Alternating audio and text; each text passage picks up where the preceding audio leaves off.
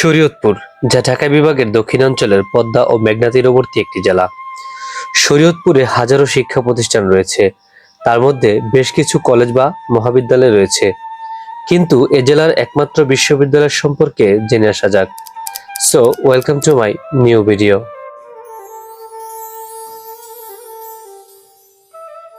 যেটাই শিকদার বিজ্ঞান ও প্রযুক্তি বিশ্ববিদ্যালয় এ জেলার একমাত্র বিশ্ববিদ্যালয়, যা 2012 সালে ভেদরগঞ্জ উপজেলার কার্তিকপুর ইউনিয়নের মধুপুর গ্রামে বীর মুক্তিযোদ্ধা ও বিশিষ্ট শিল্পপতি জয়নুল হক শিকদার প্রতিষ্ঠা করেন। তো চলুন জেনে আসা যাক কোন কোন বিষয়ে পড়ানো হয় এই বিশ্ববিদ্যালয়টিতে।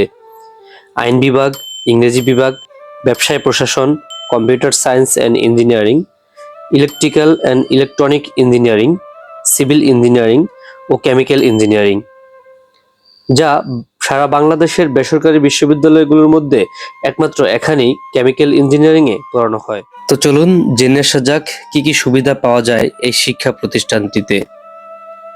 ছাত্রছাত্রীদের জন্য পৃথক আবাসিক হল, ফ্রি বাস সার্ভিস, স্থায়ী ক্যাম্পাস, স্থায়ী অভিজ্ঞ শিক্ষক, মাল্টিমিডিয়া ক্লাসরুম, আধুনিক ল্যাব, কেন্দ্রীয় লাইব্রেরি, আধুনিক সিলেবাস, সেমিস্টার ভিত্তিক পড়াশোনা, পরিমিত টিউশন ফিস, গরিব ও মেধাবীদের জন্য 100% পর্যন্ত ক্রেডিট ফি ছাড়, খেলার মাঠ, সাংস্কৃতিক কর্মকাণ্ড, ক্যান্টিন, 24 ঘন্টা বিদ্যুৎ সরবরাহ সহ আরো অন্যান্য অনেক সুবিধা।